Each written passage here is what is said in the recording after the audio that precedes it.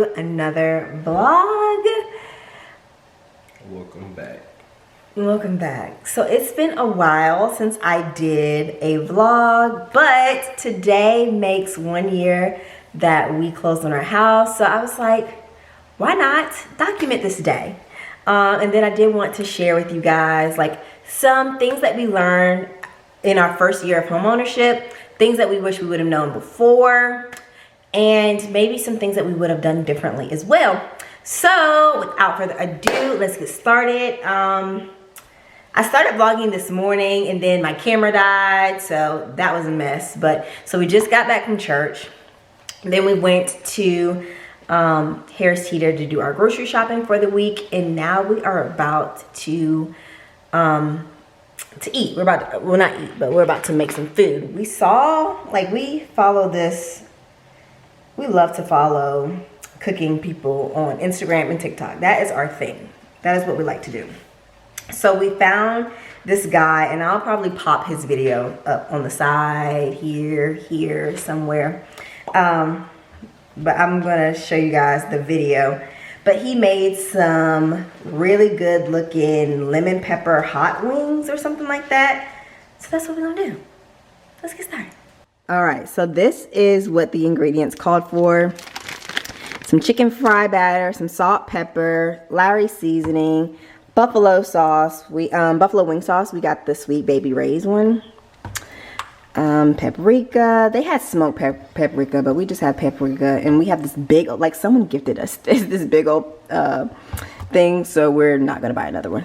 And then this lemon pepper seasoning. So this is our first time using this. We just bought it, so I'm excited to see what that tastes like. And then we purchased these organic wingettes from Harris Teeter. We love these. Oh my gosh, they're so good. And they're easy to clean. Like, they're not like the big drumsticks where it's like a bunch of hair on it, a bunch of everything. So these are so much easier for me to clean. So let's go ahead and get into it.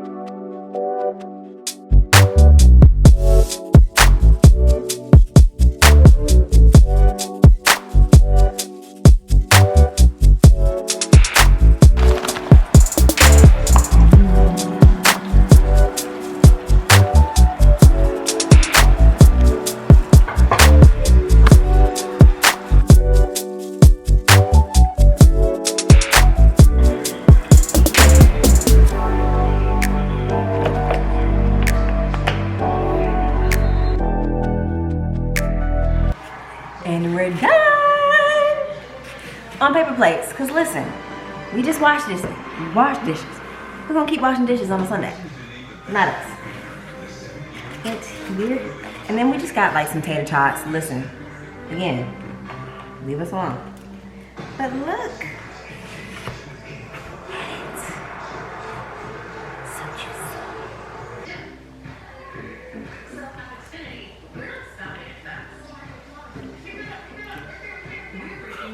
It's good. It's good. It's spicy.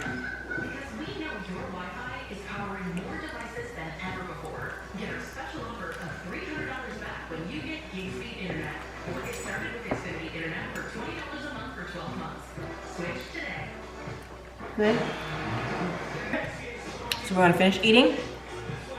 Then we will talk to you guys about our first year of homeownership. All right, let's get into the meat and potatoes.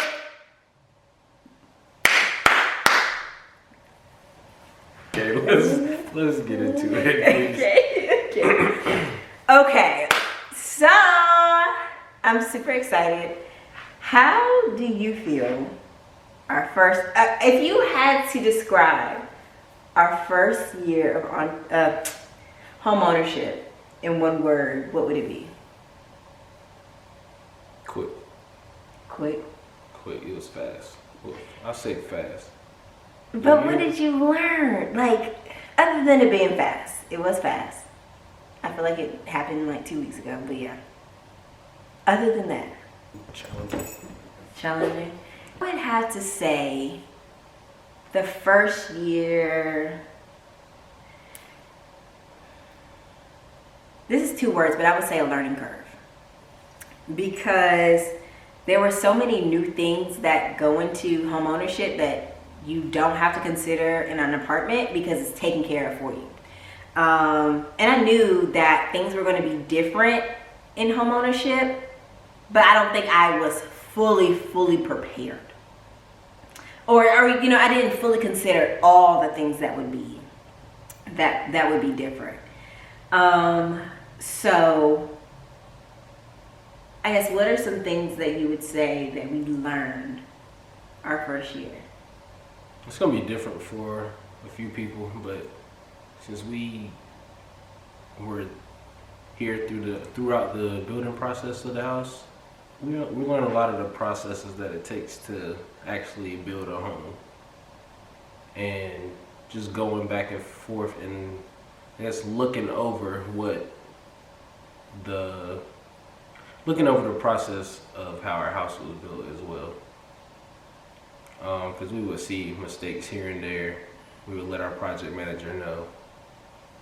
And sometimes we would have to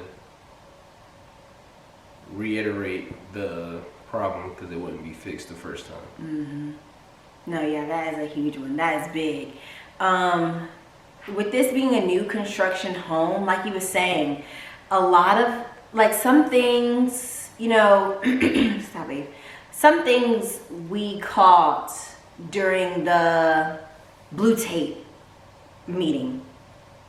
However, once we actually got the keys to move in, some things still weren't fixed that were on the blue tape during the blue tape meeting. And so it was kind of like a headache having contractors still coming in and out while we're trying to move in and unpack and, you know, just soak in the moment. I know one of the things that we had to do is our bathroom wasn't fully clean or something. Like it had like random stains inside the shower. So contractors had to come out and like repaint our showers and all the bathrooms, and did not inform us that after they painted, we had to go 24 hours without using it. And it was early in the morning. Like they came here, you guys, at like 8 o'clock. And so we were just like waking up, about to start the day. And they were like, oh yeah, by the way, you can't take a shower for 24 hours. We were like, what? Like it was just so inconvenient for something that should have been done before we moved in. So that was a little annoying. So there was like a couple of things that were like, that we pointed out in the blue tape meeting that weren't addressed. So I would say if you're in the process of building a home or moving into a home, even if it's an existing home, and maybe you wrote down some things that were non-negotiable for you that had to be taken care of before you, closed, I would say definitely make sure those things are taken care of before you sign your name on anything, because even though they can take care of it afterwards, it's kind of an inconvenience. It's an inconvenience.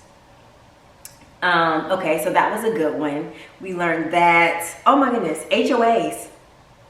Terrible.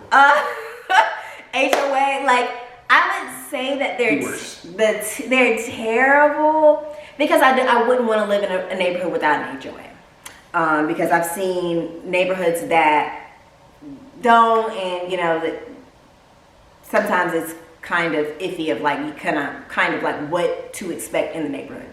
So I do appreciate the fact that it's run by HOA, but I just didn't know how strict the HOA was. Like we didn't read over everything. Like There's so many restrictions with the HOA, and it sometimes it makes me feel like, goodness, are we living in a house, or is this still an apartment where we have a landlord and we're having to ask permission for everything?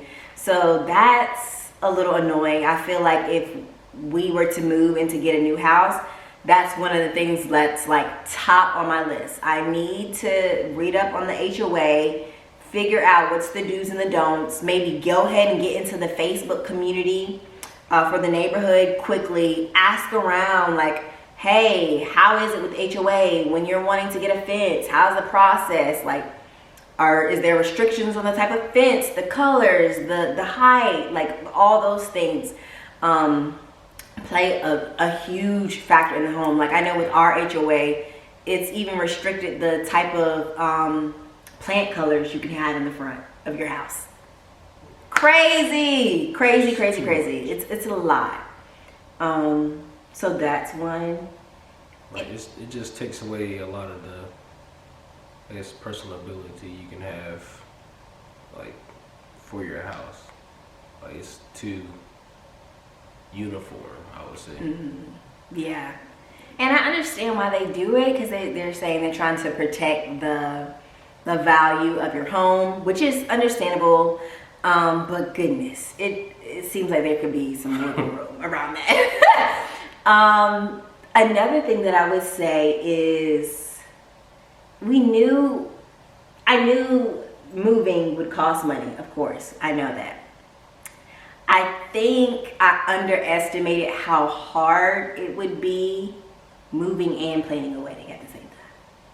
Because like money was just leaving left and right. And I was like, wait. Hold on. Run that by me one more time.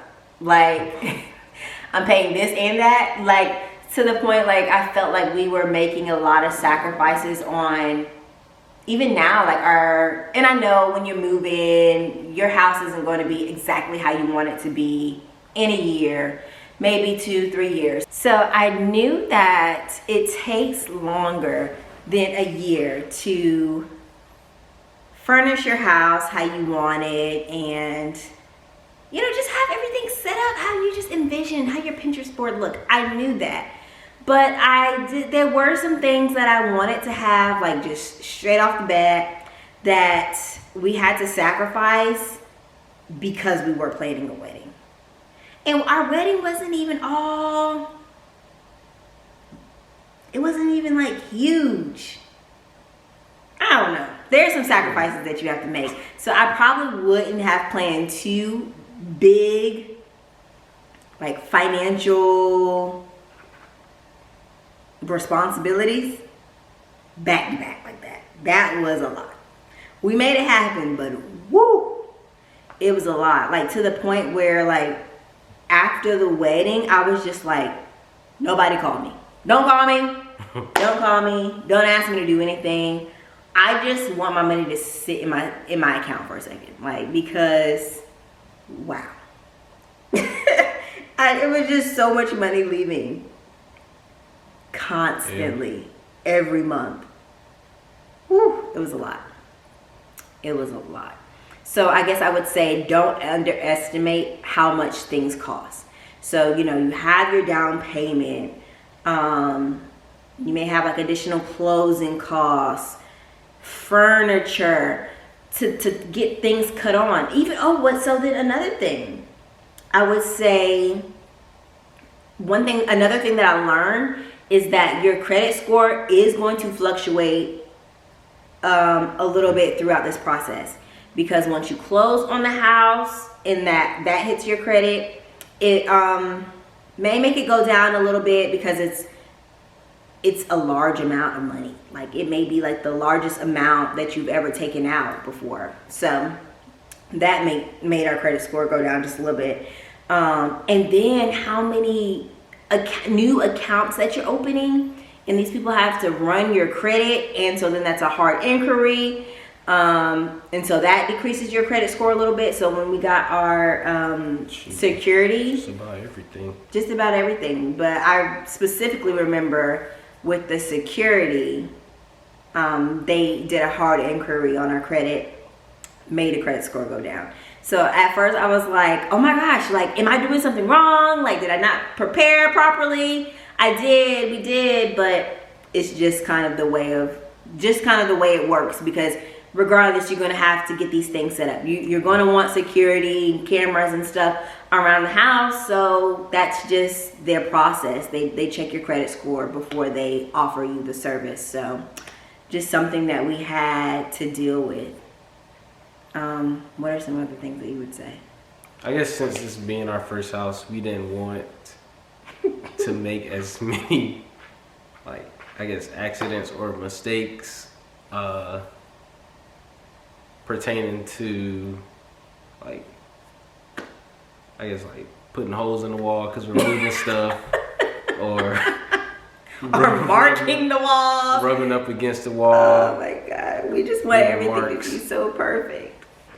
Everything to be so perfect. And we even hired movers for that reason. We were like, we don't want to just get like cousins and friends to help us, because they may make dents in the wall, they may scratch up the wall. So we hired movers coming down to just to do the same thing. Should just got cousins and uncles to move the stuff, because movers did the same. They left so many marks, scratches on the wall. And just, you know, when you're getting when you're moving into your new construction home, you know, they don't put all the bells and the whistles into it that you may want. So like, unless you pay for that upgrade, we weren't wanting to pay for the premium paint with them, because it was just so expensive. And we knew that after the fact, we can get it painted by, you know, contractors for so much cheaper. So we just went with the basic paint that they had. And I kid you not, like, if you look at the paint wrong, it's a scratch. We had we threw a birthday party for Gerard, and people were like leaning against the wall. We got like pants, like you can see like their jeans, blue jean print on the wall. The movers, the second day, because the movers came on the second day. So the second day of being here, the movers came and, like, you know, trying to get big dressers up the stairs, or trying to get beds and stuff up the stairs, and not turning like as sharp as they should have, or maybe it's not even something that they could have avoided. So we were like, oh, no, please, like, we were just like, please do not mess up our house. But you can't avoid it. So it took us a while. Like, we just was like, we don't want anyone to come over here, because every time you come over here, you mess up the walls. And we have, like, you know, white kitchen cabinets and stuff, and you put in sticky stuff. Like, we were just so anal. But now we're like, listen, it's a house, we can clean it, like, it will be fine. So I guess that just kind of takes time for people to kind of get through that it's new, don't break anything, don't touch anything phase. But that was definitely a learning curve, because in an apartment, you know, it's not your stuff. Like, you'll still take care of it, but it's not your stuff, so you don't care as much. So that was something that was new too. Also, I guess whenever, as far as new construction goes, whenever you go to the Design Center, they're gonna ask you about countless upgrades. I would just go ahead and do research before you go, so you know how much stuff is cost and how much is actually worth you adding it on with them, or getting it after you're actually in the house. Yeah, so that was huge for us, because there were some things that we loved with them.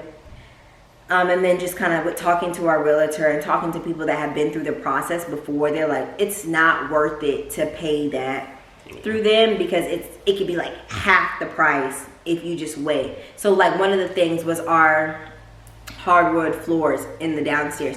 We went ahead and went with that, because we were like, okay, if we don't do it now, like, when would we do it?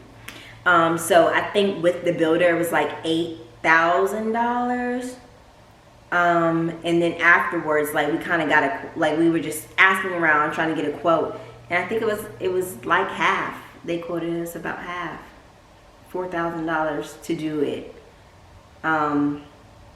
So we could have saved money, but like I guess you just kind of have to weigh the pros and cons for you. Like if you just want to save the money and hire your own contractors, just make sure you stay true to yourself and like, okay, the 4th month or whatever, we're going to get the carpets ripped up. We're going to put the hardwood floors down.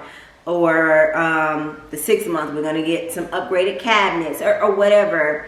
Kind of what works best for you. So just figuring out, are you trying to save money now or you want the convenience? Some things it was just better to do on your own. Like one of the things was the blinds. Oh my goodness, they quoted the blinds for like $80 a window. So we weren't even interested in getting it from them, but I just wanted to see how much they were. $80 per window. We went to Lowe's and got it for $20. Crazy. Absolutely crazy. And put them up for free. And put them up for free. And install them ourselves the first night that we got here, and everything was good. So just doing your research before you go to the design center, because they're going to show you the top-notch stuff, and it's up to you to decide what's important, what's not, what goes, what stays, all of that. Oh yeah, and they're not worried about like if it's going to fit within your loan. They don't care. They'll let you add it all in, and then you get to your loan provider, what is it, loan officer, and have to deal with it with them if it doesn't fit. You know, that's not their concern. They're not there to help you out financially. So you do have to bring someone in there with you that will keep you on track, or just be mindful on your own, like with all that you're adding on. So if you had to give, so if anyone was listening and thinking about purchasing a house, thinking about starting the building process, what's one piece of advice you would give them? First, I would say be patient. It takes a lot of patience to go through the home buying process. Next, I would say just have faith in the home buying process as well. I would say to stand your ground and not try to wait for the very best time. And the reason why I'm saying that is because now when I look back on it, like just seeing how the housing market is now in the end of 2021, just hearing about people's journey and how they're saying that it's hard for them to find a house that meets their financial requirements, that is in the school district that they want for their kids, or all this stuff. Like, it's not a lot of houses on the market right now. And so I know when we first started, we were like, well, I don't think that we're ready. Like, I think that maybe we should wait a little longer. We're not old enough. Like, we were just putting all these things in our head. And then our realtor was saying, you guys are really in a good spot. Like, you can do it. So we just started just to see like how it would pan out, and it ended up working for us. And I'm just like, even now I just sit down, and I just thank God. Like, I'm so glad we did it when we did, because how the housing market is now, I don't even know if we would have a home. I really don't know how that would play out for us. Like, I know like in our neighborhood, the houses have went up drastically, like way over the loan amount that we were pre-approved for. So we wouldn't even qualify to get in the house that we're in today if we would have waited. So definitely don't wait for the very best time, because it's never going to be the very best time. I told you earlier, we were planning a wedding, building a house, trying to build a business. Like, that was not the best time, the most ideal time. We had to make a lot of sacrifices. But if we would have waited, it would have been even worse. Because instead of us making sacrifices, it would have been us, renewing our lease for our apartment, which there's nothing wrong with that, but we had a goal of becoming homeowners. And so I'm glad we just stepped out on faith and just took the leap.